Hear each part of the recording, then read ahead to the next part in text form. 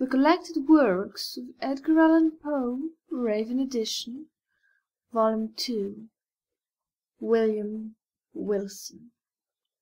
What say of it? What say of conscience grim, that spectre in my path? Chamberlain's Pharonida. Let me call myself, for the present, William Wilson. The fair page now lying before me need not be sullied with my real appellation. This has been already too much an object for the scorn, for the horror, for the detestation of my race.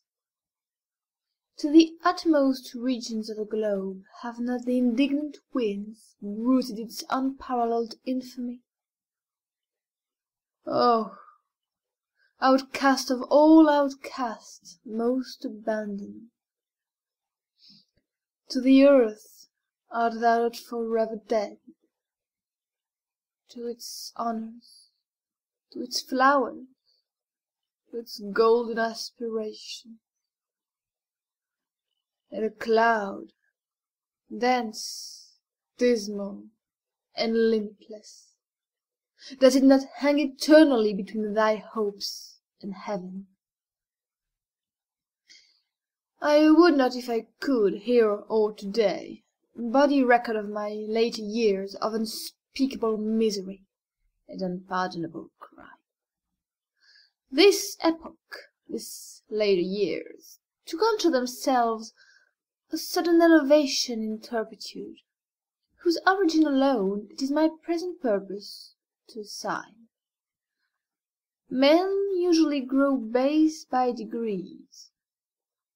From me, in an instant, all virtue dropped bodily as a mantle. From comparatively trivial wickedness, I passed, with the stride of a giant, into more than the enormities of an Elagabalus. What chance, what one event brought this evil thing to pass? Bear with me while I relate. Death approaches, and the shadow which foreruns him has thrown a softening influence over my spirit. I long, in passing through the dim valley, for the sympathy, I had nearly said for the pity, of my fellow men. I would fain have them believe that I have been, in some measure, the slave of circumstances beyond human control. I would wish them to seek out for me, in the details I am about to give, some little oasis of fatality amid a wilderness of error. I would have them allow, what they cannot refrain from allowing, that although temptation may have erewhile existed as great, man was never thus, at least, tempted before, certainly never thus fell. And is it therefore that he has never thus suffered? Have I not indeed been living in a dream? And am I not now dying a victim to the horror and the mystery of the wildest of all sublunary visions? I am the descendant of a race whose imaginative and easily excitable temperament has at all times rendered them remarkable. And in my earliest infancy I gave evidence of having fully inherited the family character. As I advanced in years, it was more strongly developed, becoming for many reasons a cause of serious disquietude to my friends, and of positive injury to myself. I grew self-willed, addicted to the wildest caprices, and a prey to the most ungovernable passions. Weak-minded, and beset with constitutional infirmities akin to my own, my parents could do but little to check the evil propensities which distinguished me. Some feeble and ill-directed efforts resulted in complete failure on their part, and of course in total triumph of mine.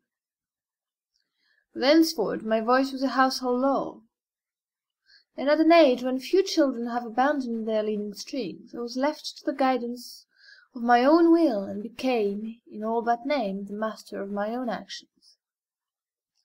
My earliest recollections of a school life are connected with a large, rambling, Elizabethan house in a misty-looking village of England, where were a vast number of gigantic and gnarled trees, and where all the houses were excessively ancient. In truth, it was a dreamlike and spirit-soothing place, that venerable old town.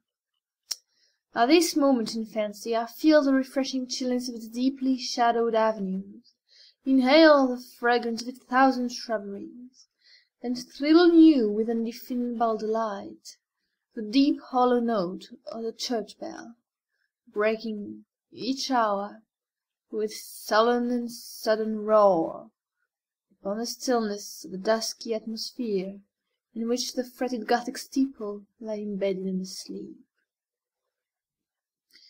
It gives me perhaps as much of pleasure as I can now in any manner experience dwell upon minute recollections of the school and its concerns.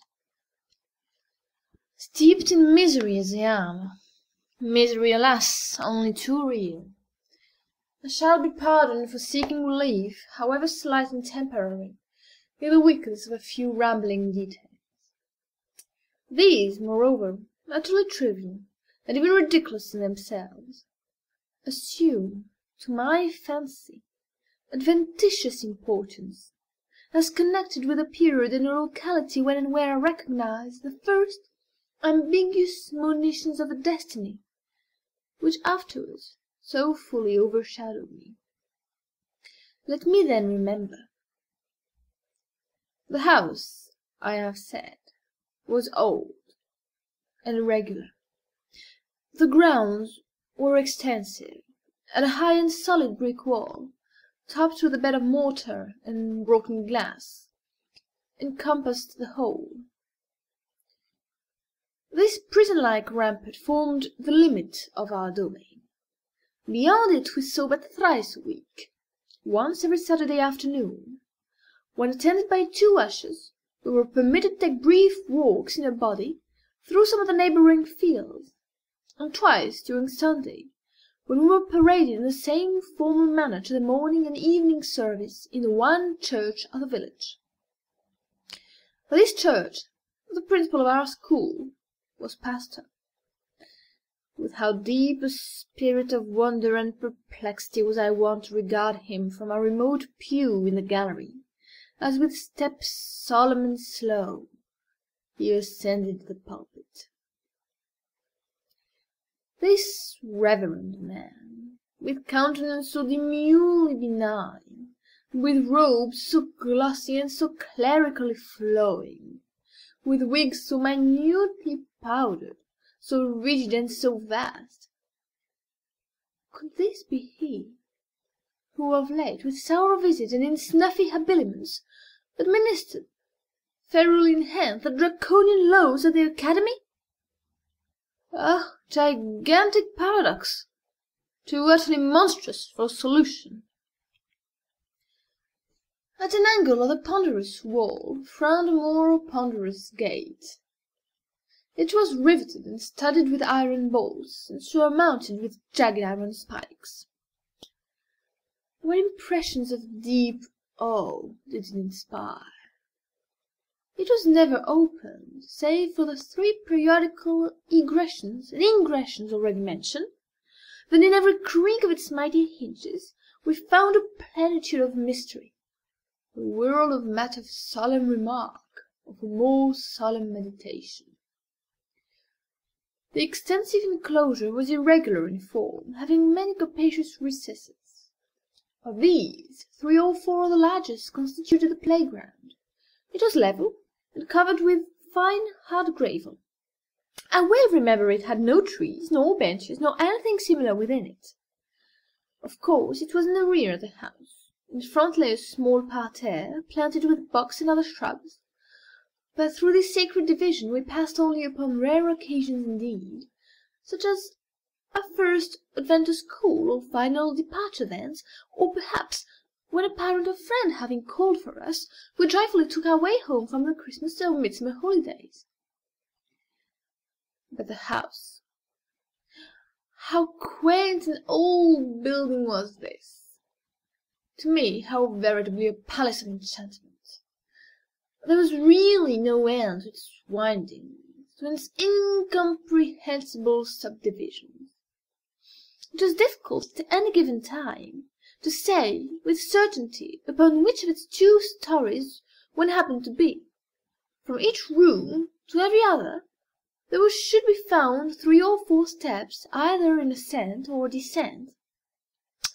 The lateral branches were innumerable, inconceivable, and so returning in upon themselves that our most exact ideas in regard to the whole mansion were not very far different from those with which we pondered upon infinity.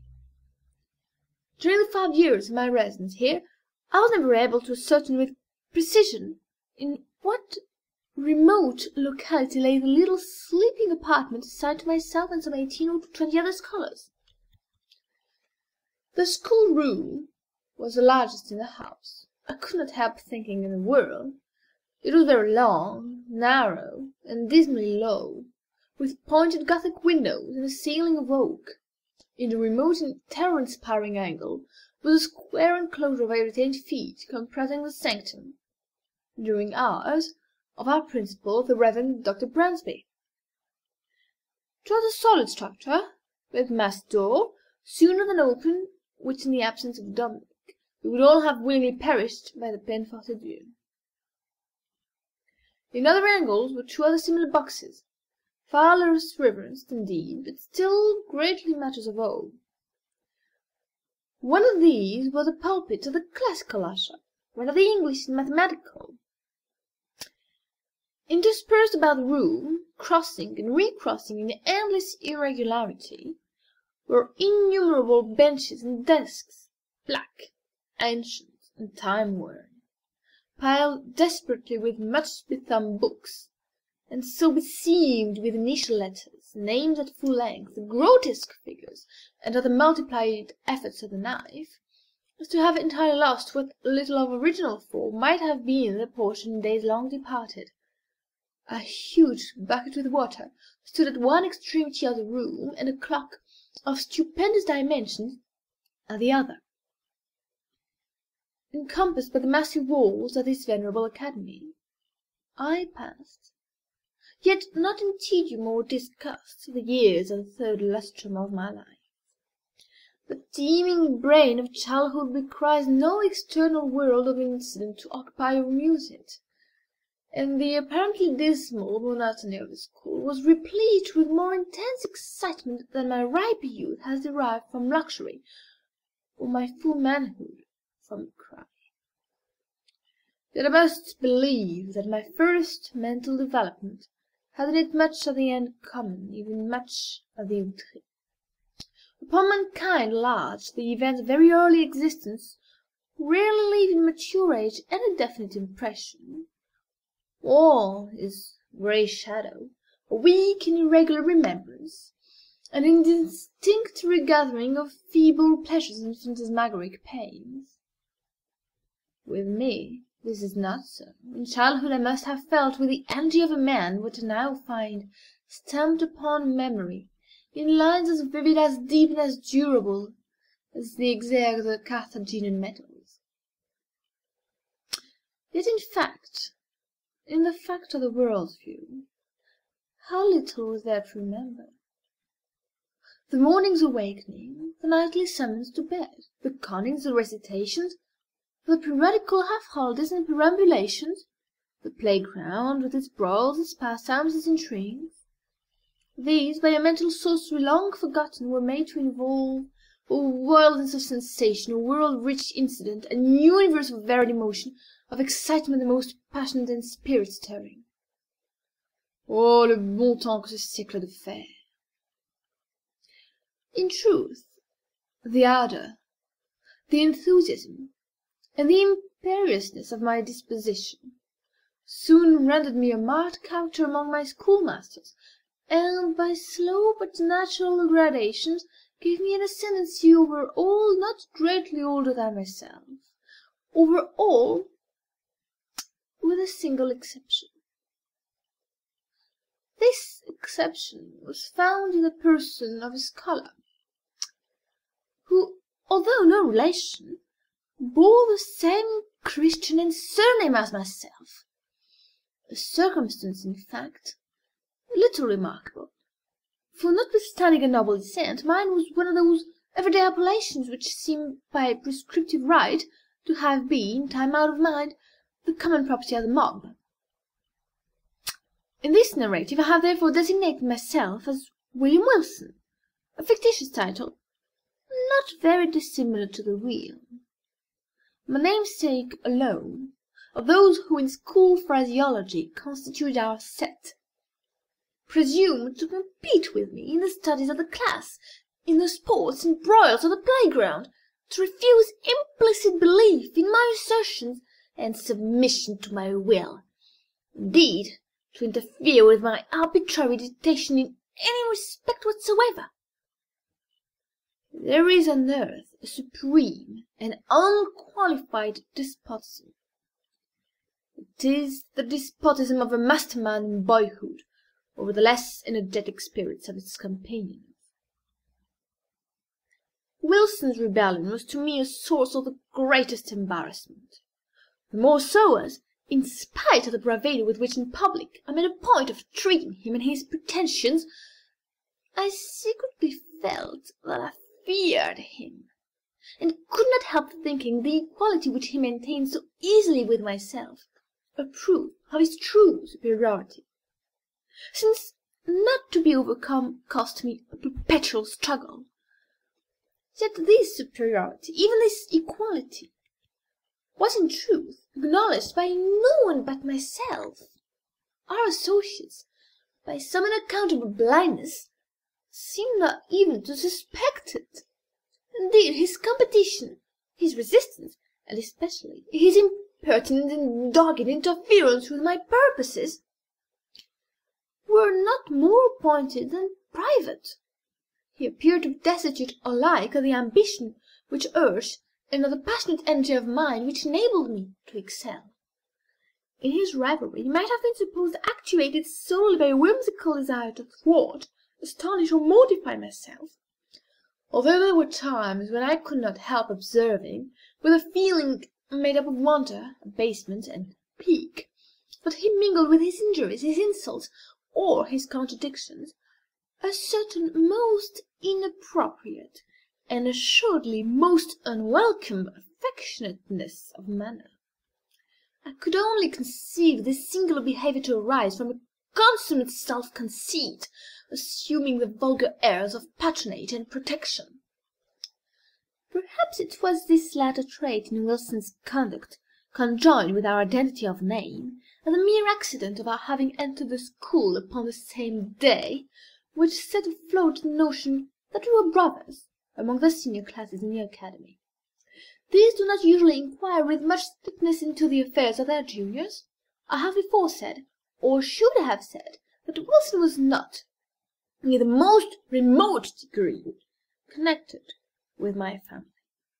But assuredly, if we had been brothers, we must have been twins, for after leaving Dr. Bransby's, I casually learned that my namesake was born on the 19th of January, 1813, and this is a somewhat remarkable coincidence, for the day is precisely that of my own nativity. It may seem strange that, in spite of the continual anxiety occasioned to me by the rivalry of Wilson, and his intolerable spirit of contradiction, I could not bring myself to hate him altogether. We had, to be sure, nearly every day a quarrel, in which, yielding me publicly the palm of victory, he, in some manner, contrived to make me feel that it was he who had deserved it. Yet a sense of pride on my part, and a veritable dignity on his own, kept us always upon what are called speaking terms, while there were many points of strong congeniality in our tempers, operating to awake me in a sentiment which our position alone, perhaps, prevented from ripening into friendship. It is difficult, indeed, to define or even to describe my real feelings towards him. They formed a motley and heterogeneous admixture, some petulant animosity which was not yet hatred, some esteem, more respect, much fear, with a world of uneasy curiosity. To the moralist it will be unnecessary to say, in addition, that Wilson and myself were the most inseparable of companions.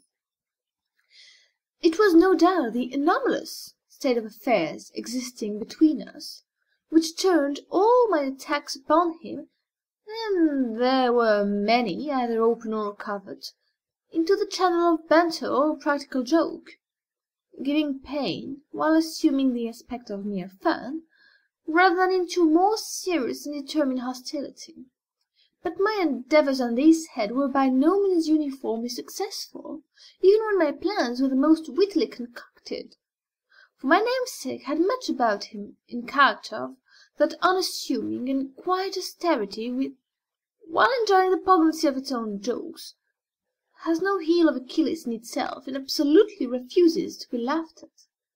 I could find, indeed, but one vulnerable point, and that lying in a personal peculiarity, arising perhaps from constitutional disease, would have been spared by any antagonist less at his wits' ends than myself. My rival had a weakness in the vocal guttural organs, which precluded him from raising his voice at any time above a very low whisper. Of this defect I did not fail to take what poor advantage lay in my power.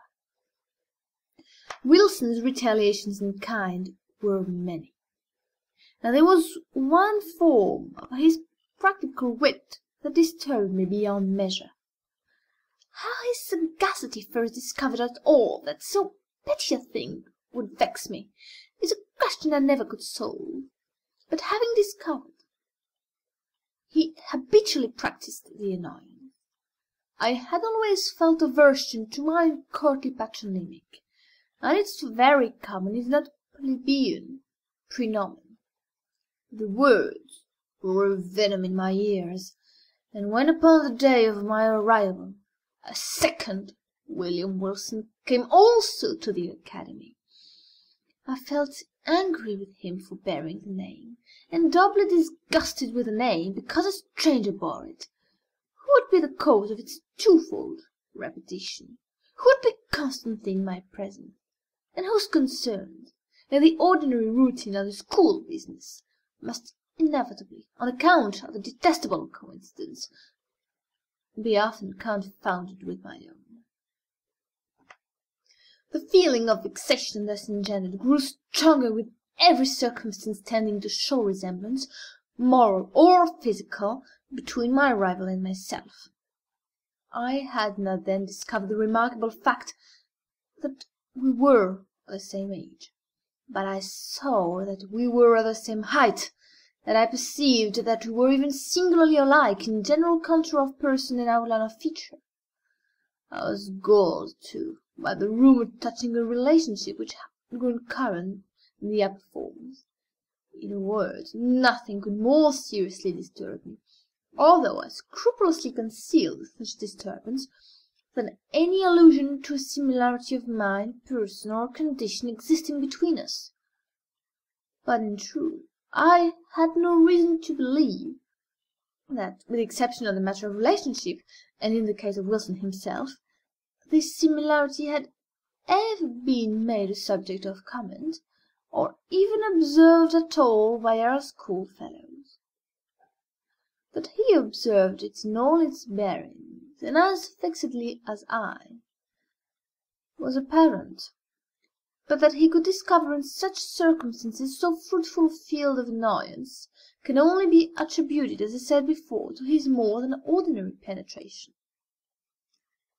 His cue, which was too perfect an imitation of myself, lay both in words and in actions, and most admirably did he play his part.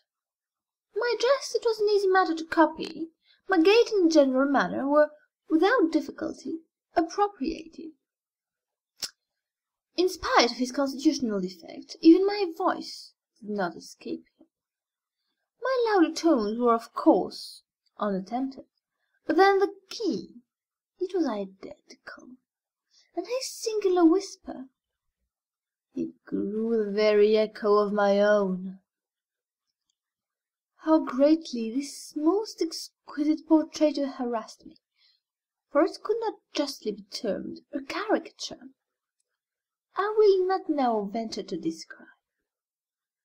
I had but one consolation, in the fact that the imitation, apparently, was noticed by myself alone, and that I had to endure only the knowing and strangely sarcastic smiles of my namesake himself. Satisfied with having produced in my bosom the intended effect, he seemed to chuckle in secret over the sting he had inflicted, and was characteristically disregardful of the public applause which the success of his witty endeavours might have so easily elicited. That the school indeed did not feel his design, perceive its accomplishment, and participate in his sneer, was for many anxious months a riddle I could not resolve. Perhaps the gradation of his copy rendered it not so readily perceptible, or more possibly I owed my security to the master air of the copyist, who, disdaining the letter, which in a painting is all the obtuse can see, gave but the full spirit of his original from my individual contemplation and chagrin.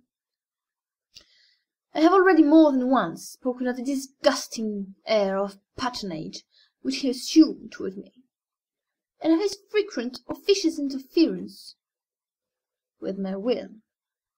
This interference often took the ungracious character of advice not openly given, but hinted or insinuated, and I received it with a repugnance which gained strength as I grew in years.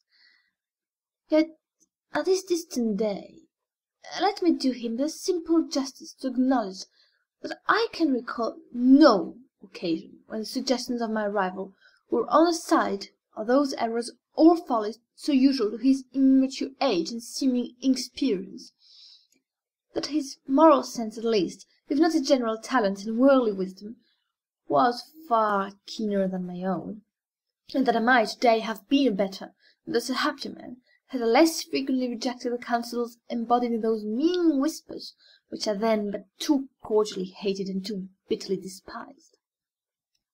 As it was, I at length grew restive and extreme under his distasteful supervision, and daily resented more and more openly what I considered his intolerable arrogance. I have said that in the first years of our connection as schoolmates, my feelings in regard to him might have been easily ripened into friendship, but in the latter months of my residence at the academy, although the intrusion of his ordinary manner had beyond doubt in some measure abated my sentiments, in nearly similar proportion partook very much of positive hatred. Upon one occasion he saw this, I think, and afterwards avoided or made a show of avoiding me. It was about the same period, if I remember aright, that in an altercation of violence with him, in which he was more than usually thrown off his guard, and spoke and acted with an openness of demeanour rather foreign to his nature, I discovered or fancied I discovered in his accent, his air, and general appearance, a something which first startled and then deeply interested me, by bringing to mind dim visions of my earliest infancy, wild, confused, and thronging memories of a time when memory herself was yet unborn. I cannot better describe the sensation which oppressed me than by saying that I could with difficulty shake off the belief of my having been acquainted with a being who stood before me, at some epoch very long ago, some point of the past very infinitely remote. The delusion, however, faded rapidly as it came, and I mention it at all but to define the day of the last conversation I there held with my singular namesake. The huge old house, with its countless subdivisions, had several large chambers communicating with each other, where slept a great number of the students.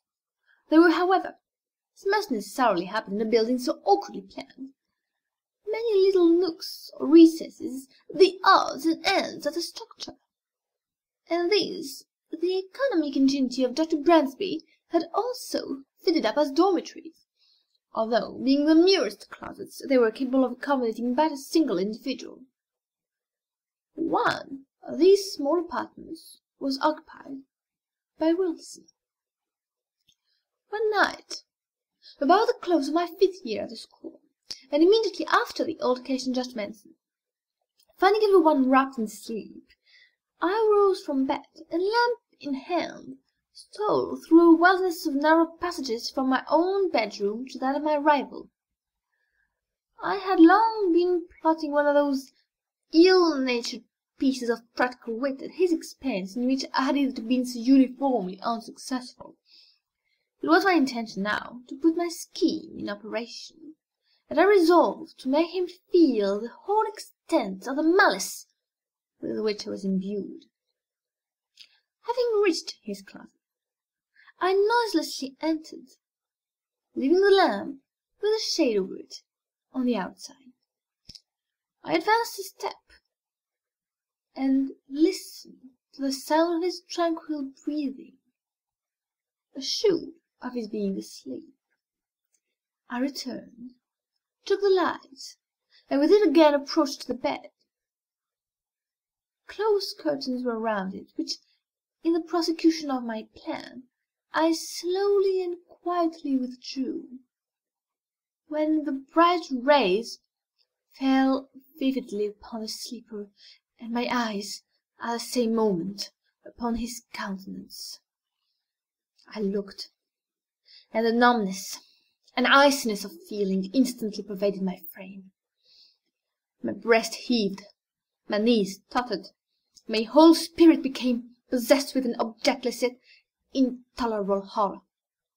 Gasping for breath, I lowered the lamp in still nearer proximity to the face. Were these the lineaments of William Wilson? I saw indeed they were his, but I shook as if with a fit of the ague in fancying they were not. What was there about them to confound me in this manner? I gazed, while my brain reeled with a multitude of incoherent thoughts. Not thus he appeared, assuredly not thus, in the vivacity of his waking hours. The same name, the same contour of person, the same day of arrival at the academy, and then his dogged and meaningless imitation of my gait, my voice, my habits, and my manner. Was it in truth within the bounds of human possibility that what I now saw was the result merely of the habitual practice of this sarcastic imitation? Awe-stricken, and with a creeping shudder, I extinguished the lamp, passed silently from the chamber, and left at once the halls of that old academy, never to enter them again. After a lapse of some months spent at home in mere idleness, I found myself a student at Eton. The brief interval had been sufficient to enfeeble my remembrance of the events at Dr. Bransby's, or at least to effect a material change in the nature of the feelings with which I remembered them. The truth, the tragedy, the drama was no more. I could now find room to doubt the evidence of my senses, and seldom called up the subject at all, but with wonder at the extent of human credulity, and a smile at the vivid force of the imagination which I hereditarily possessed. Neither was this species of scepticism likely to be diminished by the character of the life I led at Eton.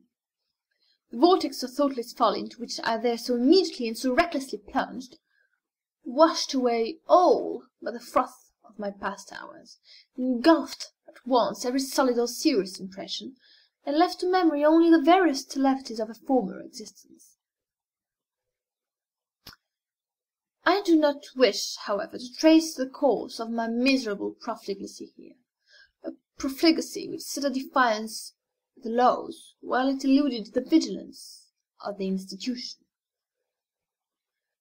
3 years of folly, passed without profit, had but given me rooted habits of vice, and added in a somewhat unusual degree to my bodily stature, when after a week of soulless dissipation I invited a small party of the most dissolute students to a secret carousal in my chambers.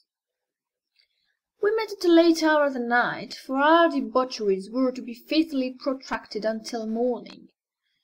The wine flowed freely, and there were not wanting other and perhaps more dangerous seductions, so that a grey dawn had already faintly appeared in the east, while our delirious extravagance was at its height. Madly flushed with cards and intoxication, I was in the act of insisting upon a toast of more than wonted profanity, when my attention was suddenly diverted by the violent, although partial, unclosing of the door of the apartment, and by the eager voice of a servant from without. He said that some person, apparently in great haste, demanded to speak with me in the hall. Wildly excited with wine, the unexpected interruption rather delighted than surprised me. I staggered forward at once, and a few steps brought me to the vestibule of the building. In this low and small room there hung no lamp, and now no light at all was admitted, save that of the exceedingly feeble dawn which made its way through the semicircular window. As I put my foot over the threshold, I became aware of the figure of a youth about my own height, and habited in a white kerseymere morning frock, cut in the novel fashion of the one I myself wore at the moment.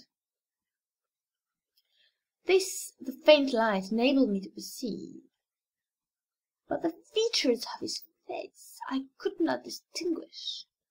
Upon my entering, he strode hurriedly up to me, and seizing me by the arm with a gesture of petulant impatience, whispered the words, "William Wilson," in my ear. I grew perfectly sober in an instant. There was that in the manner of the stranger, and in the tremulous shake of his uplifted finger, as he held it between my eyes and the light, which filled me with unqualified amazement. But it was not this which had so violently moved me. It was the pregnancy of solemn admonition in the singular, low, hissing utterance. And above all, it was the character, the tone, the key of those few, simple, and familiar, yet whispered syllables, which came with 1,000 thronging memories of bygone days, and struck upon my soul with the shock of a galvanic battery. Ere I could recover the use of my senses, he was gone. Although this event failed not of a vivid effect upon my disordered imagination, yet was it evanescent as vivid. For some weeks, indeed, I busied myself in earnest inquiry, or was wrapped in a cloud of morbid speculation. I did not pretend to disguise from my perception the identity of the singular individual who thus perseveringly interfered with my affairs, and harassed me with his insinuated counsel. But who and what was this Wilson, and whence came he, and what were his purposes? Upon neither of these points could I be satisfied, merely ascertaining in regard to him that a sudden accident in his family had caused his removal from Dr. Bransby's academy on the afternoon of the day in which I myself had eloped. but in a brief period I ceased to think upon the subject, my attention being all absorbed in a contemplated departure for Oxford. Thither I soon went, the uncalculating vanity of my parents furnishing me with an outfit and annual establishment, which would enable me to indulge at will in the luxury already so dear to my heart, to vie in profuseness of expenditure with the haughtiest heirs of the wealthiest earldoms in Great Britain. Excited by such appliances to vice, my constitutional temperament broke forth with redoubled ardour, and I spurned even the common restraints of decency in the mad infatuation of my revels. But it were absurd to pause in the detail of my extravagance. Let it suffice that among spendthrifts I out-Heroded Herod, without giving name to a multitude of novel follies. I added no brief appendix to the long catalogue of vices then usual in the most dissolute university of Europe. I could hardly credit, however, that I had even here so utterly fallen from the gentlemanly estate as to seek acquaintance with the vilest arts of the gambler by profession, and having become an adept in his despicable science, to practise it habitually as a means of increasing my already enormous income at the expense of the weak-minded among my fellow collegians. Such, nevertheless, was the fact, and the very enormity of this offence against all manly and honourable sentiment proved beyond doubt the main, if not the sole, reason of the impunity with which it was committed. Who, indeed, among my most abundant associates, would not rather have disputed the clearest evidence of his senses, than have suspected of such courses the gay, the frank, the generous William Wilson, the noblest and most commoner at Oxford, him whose follies, said his parasites, were but the follies of youth and unbridled fancy, whose errors but inimitable whim, whose darkest vice but a careless and dashing extravagance. I had been now 2 years successfully busied in this way, when there came to the university a young parvenu nobleman, Glendinning, rich, said report, as Herodes Atticus, his riches, too, as easily acquired. I soon found him of weak intellect, and of course marked him as a fitting subject for my skill. I frequently engaged him in play, and contrived, with the gambler's usual art, to let him win considerable sums, the more effectually to entangle him in my snares. At length, my schemes being ripe, I met him, with the full intention that this meeting should be final and decisive, at the chambers of a fellow commoner, Mr. Preston, equally intimate with both, but who, to do him justice, entertained not even a remote suspicion of my design. To give to this a better colouring, I had contrived to have assembled a party of some 8 or 10, and was solicitously careful that the introduction of cards should appear accidental, and originate in the proposal of my contemplated dupe himself. To be brief upon a vital topic, none of the low finesse was omitted, so customary upon similar occasions, that it is a just matter for wonder how any are still found so besotted as to fall its victim. We had protracted our sitting far into the night, and I had at length effected the manoeuvre of getting Glendinning as my sole antagonist. Game, too, was my favourite écarté. The rest of the company, interested in the extent of our play, had abandoned their own cards, and were standing around us as spectators. The parvenu, who had been induced by my artifices in the early part of the evening to drink deeply, now shuffled, dealt, or played with a wild nervousness of manner for which his intoxication, I thought, might partially, but could not altogether account. In a very short period he had become my debtor to a large amount, when, having taken a long draught of port, he did precisely what I had been coolly anticipating. He proposed to double our already extravagant stakes. With a well-feigned show of reluctance, and not until after my repeated refusal had seduced him into some angry words which gave a colour of pique to my compliance, did I finally comply. The result, of course, did but prove how entirely the prey was in my tongue. In less than an hour he had quadrupled his debt. For some time his countenance had been losing the florid tinge lent it by the wine. But now, to my astonishment, I perceived that it had grown to a pallor truly fearful. I say, to my astonishment. Glendinning had been represented to my eager inquiries as immeasurably wealthy, and the sums which he had as yet lost, although in themselves vast, could not, I suppose, very seriously annoy, much less so violently affect him.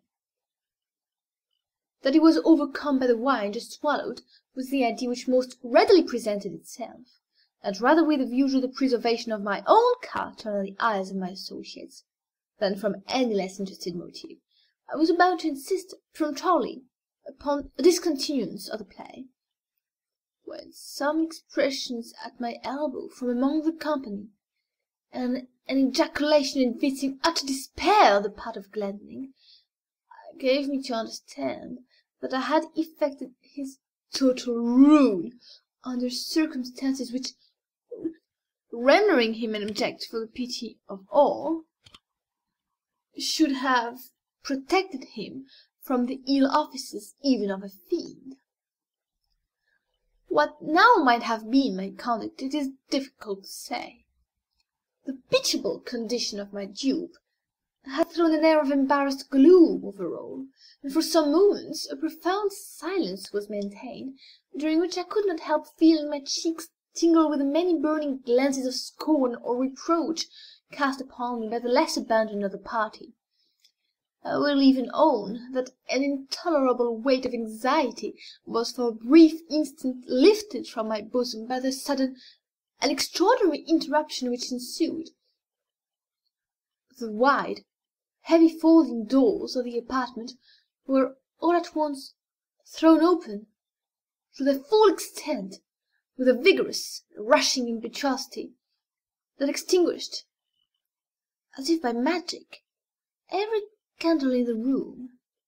Their light, in dying, enabled us just to perceive that a stranger had entered, about my own height, and closely muffled in a cloak. The darkness, however, was now total, and we could only feel that he was standing in our midst. Before any one of us could recover from the extreme astonishment into which this rudeness had thrown all, we heard the voice of the intruder. "Gentlemen," he said in a low, distinct, and never to be forgotten whisper, which thrilled to the very marrow of my bones. "Gentlemen, make no apology for the behaviour, because, thus behaving, I am but fulfilling a duty. You are beyond doubt uninformed of the true character of the person who has tonight won at écarté a large sum of money from Lord Glendinning. I will therefore put you upon an expeditious and decisive plan of obtaining this very necessary information. Please to examine, at your leisure, the inner linings of the cuff of his left sleeve, and the several little packages which may be found in the somewhat capacious pockets of his embroidered morning wrapper. while he spoke. So profound was the stillness that one might have heard a pin drop upon the floor. And ceasing, he departed at once, and as abruptly as he had entered. Shall I describe my sensations? Must I say that I felt all the horrors of the damned? Most assuredly I had little time given for reflection. Many hands roughly seized me upon the spot, and lights were immediately procured. A search ensued. In the lining of my sleeve were found all the court cards essential in écarté, and in the pockets of my wrapper a number of facsimiles of those used at our sittings, with a single exception that mine were of the species called technically arrondis, the honours being slightly convex at the ends, the lower cards slightly convex at the sides. In this disposition, the dupe who cuts as customary at the length of the pack will invariably find that he cuts his antagonist an honour, while the gambler, cutting at the breadth, will as certainly cut nothing for his victim which may count in the records of the game. Any burst of indignation upon this discovery would have affected me less than the silent contempt or the sarcastic composure with which it was received.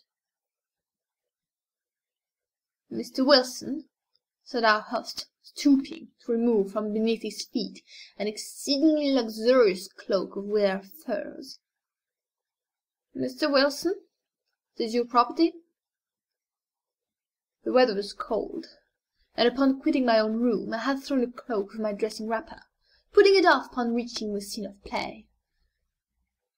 "I presume it is supererogatory to seek here," eyeing the folds of the garment with a bitter smile, "for any further evidence of your skill. Indeed, we had enough. You will see the necessity, I hope, of quitting Oxford, at all events, of quitting instantly my chambers." Abased, humbled to the dust as I then was, it is probable that I should have resented his galling language by immediate personal violence, had not my whole attention been at the moment arrested by a fact of the most startling character. The cloak which I had worn was of a rare description of fur. How rare, how extravagantly costly, I shall not venture to say. Its fashion, too, was of my own fantastic invention, for I was fastidious to an absurd degree of coxcombry in matters of this frivolous nature. When, therefore, Mr. Preston reached me, that which he had picked up on the floor, near the folding doors of the apartment, it was with an astonishment nearly bordering upon terror that I perceived my own already hanging on my arm, where I had no doubt unwittingly placed it, and that the one presented to me was but its exact counterpart in even the minutest possible particular.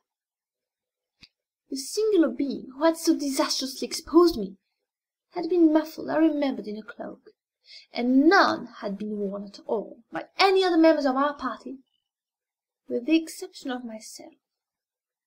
Retaining some presence of mind, I took the one offered me by Preston, placed it unnoticed over my own, left the apartment with a resolute scowl of defiance, and next morning ere dawn of day commenced to have a journey from Oxford to the Continent in a perfect agony of horror and of shame.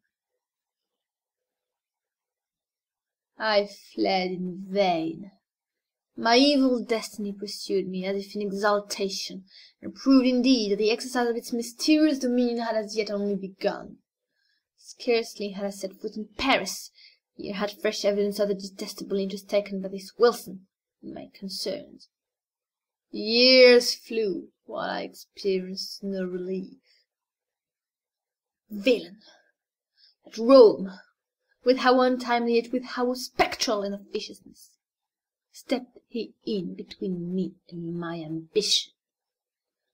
At Vienna, too, at Berlin, and at Moscow, where in truth had I not bitter cause to curse him within my heart. From his inscrutable tyranny did I at length flee, panic-stricken, as from a pestilence. And to the very ends of the earth I fled in vain. And again, in secret communion with my own spirit, would I demand the question, who is he? Whence came he? And what are his objects?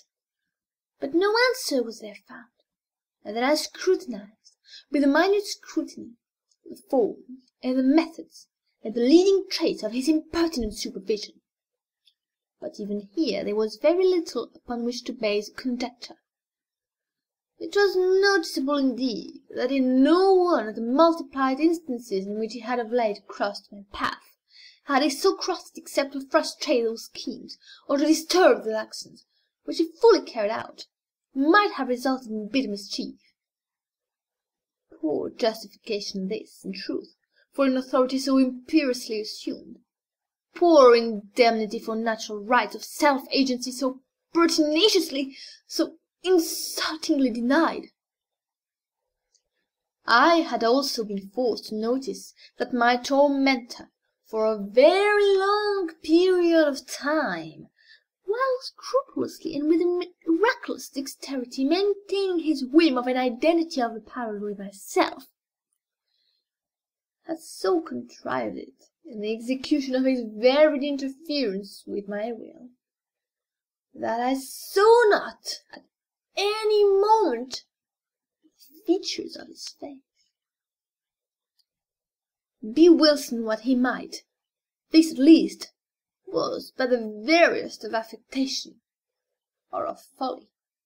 Could he for an instant have supposed that in my admonisher at Eton, in the destroyer of my honour at Oxford, in him who thwarted my ambition at Rome, and revenged at Paris, my passionate love at Naples, what he falsely termed my avarice in Egypt, that in this my arch enemy and evil genius could fail to recognize the William Wilson of my schoolboy days, the namesake, the companion, and the rival, the hated and dreaded rival of Dr. Bransby's? Impossible. But let me hasten to the last eventful scene of the drama.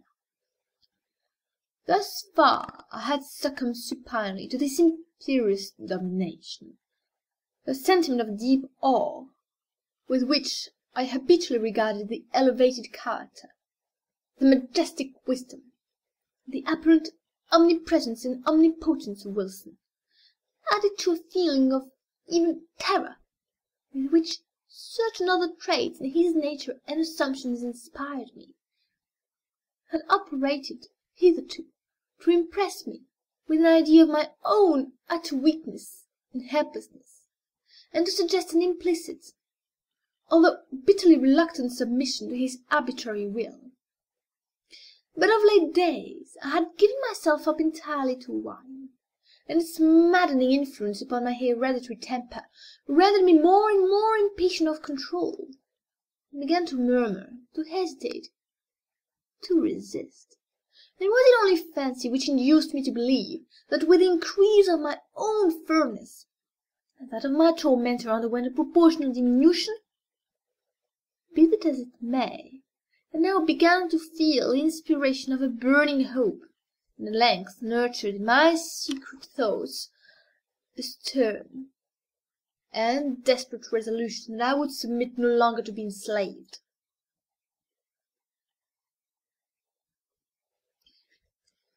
It was at Rome, during the carnival of 1800, that I attended a masquerade in the palazzo of the Neapolitan Duke di Brovio. I had indulged more freely than usual in the excesses of the wine table, and now the suffocating atmosphere of the crowded rooms irritated me beyond endurance. The difficulty, too, of forcing my way through the mazes of the company contributed not a little to the ruffling of my temper, for I was anxiously seeking, let me not say with what unworthy motive, the young, the gay, the beautiful wife of the aged and doting de Beaulieu, with the too unscrupulous confidence she had previously communicated to me the secret of the costume in which she would be habited, and now having caught a glimpse of her person, I was hurrying to make my way into her presence. At this moment I felt a light hand placed upon my shoulder, and that ever remembered low, damnable whisper within my ear.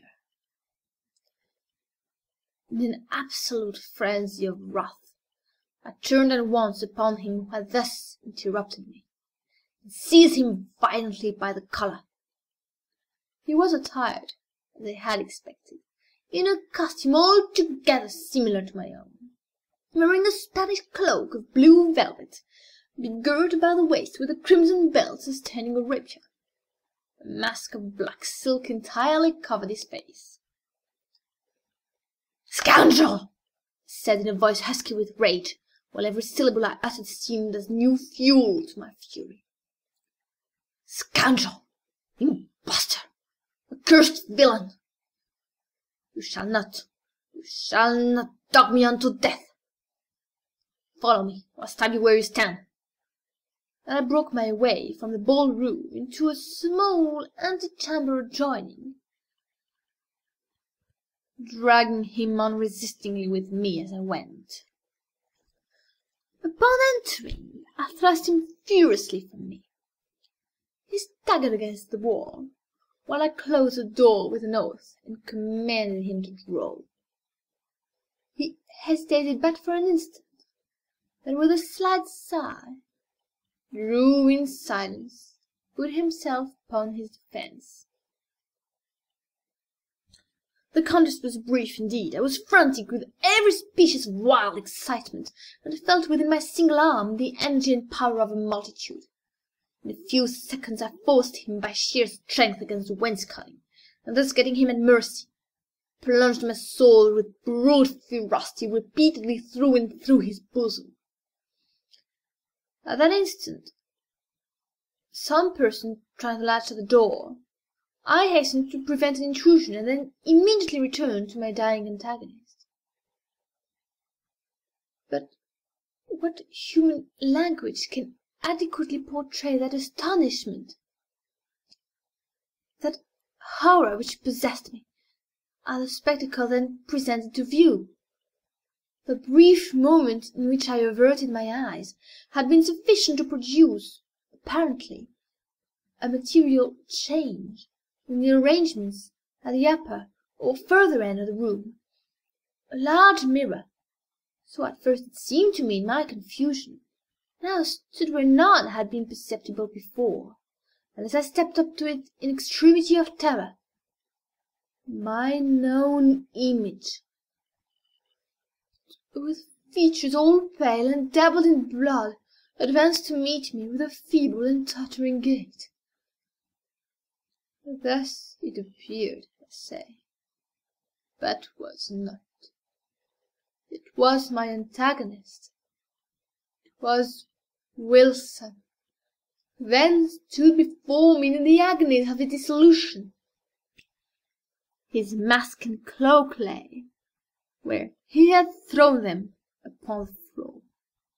Not a thread in all his raiment, not a line in all the marked and singular lineaments of his face, which was not, even in the most absolute identity, mine own.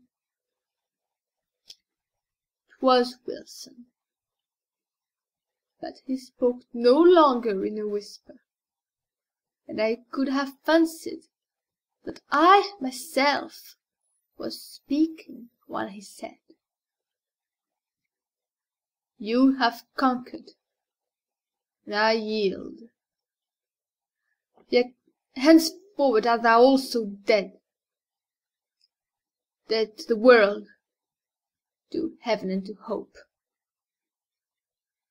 In me didst thou exist, and in my death see by this image, which is thine own, how utterly thou hast murdered thyself.